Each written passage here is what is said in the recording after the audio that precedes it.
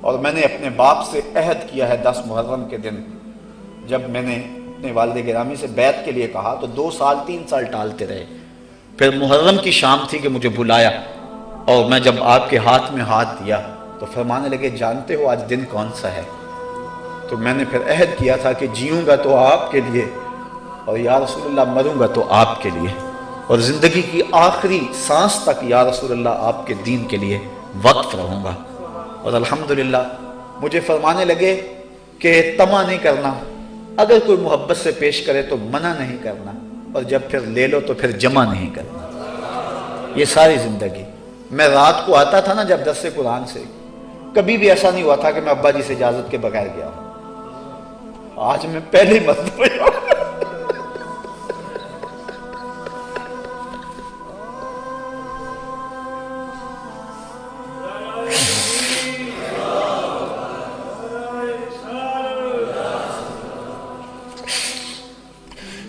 اِنَّا لِلَّهِ وَإِنَّا إِلَيْهِ رَاجِعُونَ. ہمیں تلقین صبر ہے. وزن کیا لٹ گیا. کسی کا باپ فوت ہو جائے تو کتنا دکھ ہوتا ہے، کسی کا استاد فوت ہو جائے کتنا دکھ ہوتا ہے، اور کسی کا شیخ چلا جائے دنیا اندھیرا نہیں ہو جاتا، اور جس شخص کے سارے رشتے اکٹھے چلے جائیں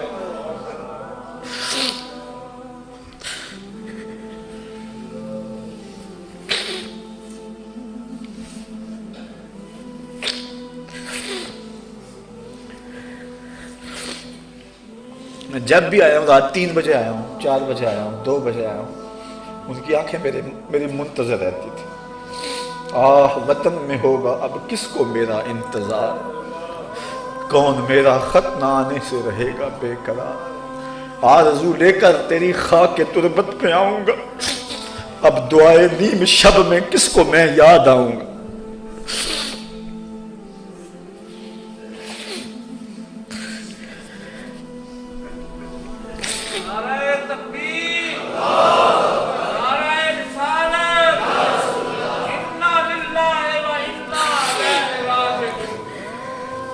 حیف در چشم زدن صحبت یار آخر شد، روئے گل سیر ندیدم و بہار آخر شد. تو میں بات کر رہا تھا ان کی تربیت کے حوالے سے کہ میں جب آتا تو ان کی آنکھیں میرا انتظار کر رہی ہوتی. اور میں ایک حدیث حضور علیہ السلام کیا کہ جب اپنے والدین بڑھاپے میں چلے جائیں تو ان سے ایسی باتیں کریں کہ وہ خوش ہو جائیں. تو میں آ کے زیادہ خدمت تو ہم نہیں کر سکے، تو میں آ کے ان کی ٹانگوں پہ پاؤں پہ ہاتھ رکھتا تو 2-1 منٹ کے بعد ہی مجھے کہتے کہ چلو تھکے ہوئے ہو سو جاؤ. تو میں جا کے سو جاتا. میری والد گرامی کی چارپائی کے بالکل ساتھ چارپائی تھی. میرا یہ خیال ہوتا میں ان کو نہیں دیکھوں گا، ان کی نگاہیں تو میرے اوپر پڑتی رہیں گی. تو میں نے کہا اچھا آپ ایک دن ایسا ہو، میں نے کہا پہلے آپ سوئیں. تو کہتے ٹھیک ہے. یہ تقریباً 6-4 ماہ کی بات ہے. تو میں چارپائی کے اوپر جھکا ہوا تو میں نے کہا پہلے آپ سوئیں. کہتے ٹھیک. میں نے کہا ابا جی آنکھیں بند کریں. ابا جی آنکھیں بند کر. اب میں خاموش ہو گیا. ابا سمجھے کہ چلا گیا. آنکھیں کھولی تو میں کھڑا تھا تو جلدی سے آنکھیں بند کر لی. تو پھر ہنسنے لگے اور آنکھیں نہیں کھول رہے اور ہنسی جا رہے کہ میں کھولی ہیں اور یہ سامنے. اس کے بعد تھوڑی دیر کے بعد پھر آنکھیں کھول لی. تو میں نے کہا آپ نے پھر کھول لی؟ تو رو پڑے کہنے لگے تجھے دیکھنے کے لیے کھولی.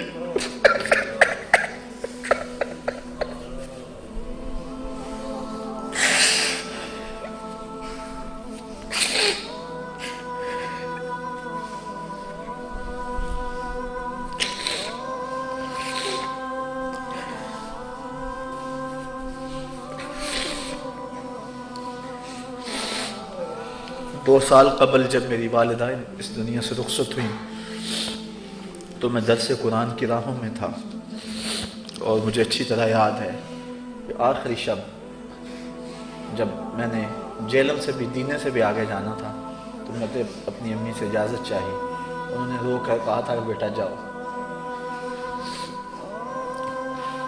جمعۃ المبارک پچھلے جمعہ کو میں ابا جی سے اجازت لے کر جب کینٹ جمعے کے لیے جانے لگا تو ان کے چہرے پہ مسکراہٹ پھیل گئی اور بہت زیادہ خوش ہوئے. میری سمجھ میں نہ آیا کیا ماجرا اور کیا معاملہ ہے، چلا گیا. اس کے بعد پچھلے جمعۃ المبارک کو میں نے عصر کے بعد کاموں کی میں گفتگو کرنی تھی. ایک فوتگی ہوئی تھی، چیلم کا ختم تھا، تو لوگ بعد میں ملاقات کے لیے کافی آئے ہوئے تھے. عصر کی اذانیں یہیں ہونے لگی تو محترم مجھے لینے کے لیے جو آئے تھے ان کی تشویش میری نظر میں تھی، لیکن وہ مجبوری تھی کہ جو ہے وہ عصر کی اذانیں ادھر ہو گئی. تو میں اپنے معمول کے مطابق میں نے کہا آپ گاڑی میں بیٹھے، میں ذرا گھر سے ہوں، اجازت دیں. تو چارپائی پہ لیٹے ہوئے تھے تو آخری ان سے میری وہ ملاقات ہوئی. فرمانے لگے خیر نل جاتے خیر نل. میں چلا گیا لیکن طبیعت میں اداسی تھی. 3-4 لوگ میرے ساتھ تھے، یہاں بھی اب موجود ہیں، میرا وصال بھی. جب ہم راستے میں سر پڑی اور اس کے بعد جب ہم امن آباد سے نکلے تو سورج غروب ہو رہا تھا. ایسے میں جیسے میرا دل ڈوب رہا ہے، پتہ ہی نہیں تھا کیا ہونے والا ہے. تو میں نے ان سب کو کہا، میں نے کہ دیکھو کہ جب سورج عصر کے وقت پہنچتا ہے تو کتنی جلدی غروب ہو جاتا ہے. اور ایسا درد تھا اس سورج میں، کوئی پیغام دے رہا تھا جو ہم نااہل لوگ نہ سمجھ سکے.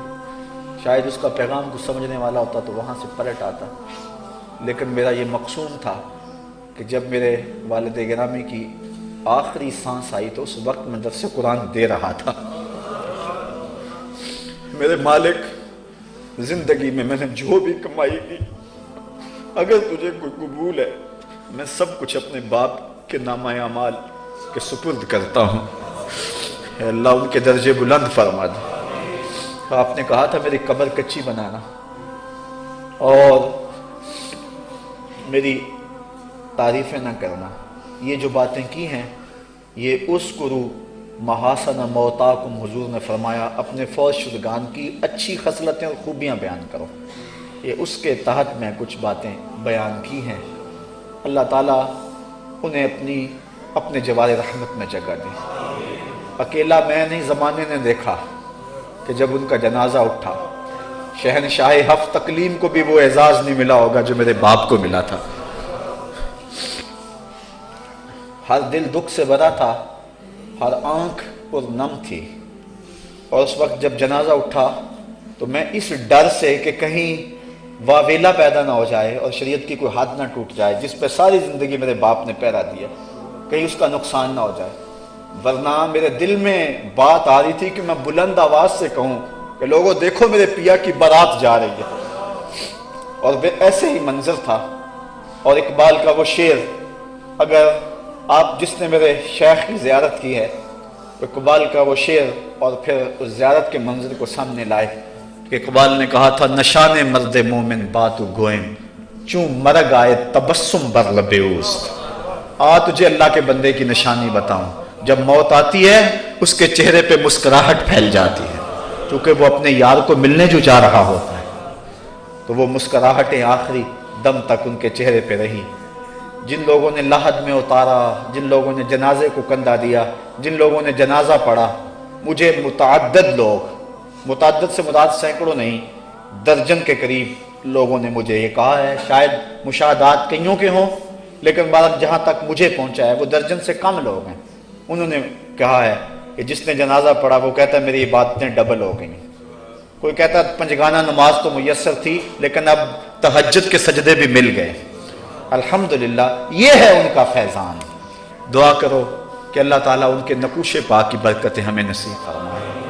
جب آپ کو لحد میں اتارا جا رہا تھا تو اس وقت میرے دل میں جو دعا تھی جو لبوں پہ آنا چاہ رہی تھی لیکن میں دل میں ہی مانگتا رہا چونکہ وہاں ہجوم اور رش، تو میں نے کہا تھا مالک میں اور کچھ نہیں مانگتا، جس طرح سے میرے والد نے زندگی گزاری مجھے ایسی ستھری زندگی عطا فرما دی، پاکیزہ زندگی جس میں تصنع نہیں تھا، جس میں ریاکاری نہیں تھی، جس میں بناوٹ نہیں تھی، جس میں غرض اور لالچ کا زندگی بھر میں کوئی پہلو نہیں آیا تھا.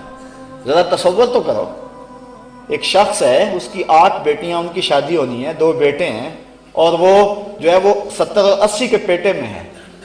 اور کاروبار بھی بالکل جو ہے وہ چند ہزاروں پہ مشتمل ہے، لیکن اس کے باوجود بھی جو ہے وہ اپنے دامن کو غرض سے اور لالچ سے پاک رکھے ہوئے ہے، اور دنیا کی دولت کی طرف نظر اٹھا کر بھی نہیں دیکھتا۔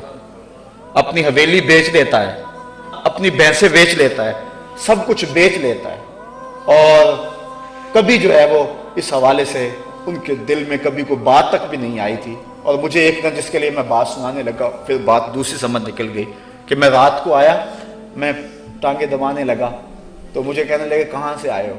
تو میں کہا کرتا تھا درس قرآن سے، تو خوش ہو جاتے قرآن کا نام سن کر۔ تو مجھے پھر فرمانے لگے کسی سے کچھ لیتے تو نہیں ہو، مانگتے تو نہیں ہو؟ اللہ اکبر۔ میں نے کہا ابا جی آپ کی تربیت کا اثر ہے، کبھی دل میں بھی نہیں آیا۔ یہ اللہ کا فضل ہے، اتنا آسان کام نہیں ہے، بڑا مشکل کام ہے۔ جب ضروریات منہ کھولے کھڑی ہوں اور حالات کا جبر اور مہنگائی کا طوفان ہو تو اس وقت جو ہے وہ یہ کام بڑے مشکل ہو جاتے ہیں، لیکن ہمارے سامنے ان کی زندگی ہے۔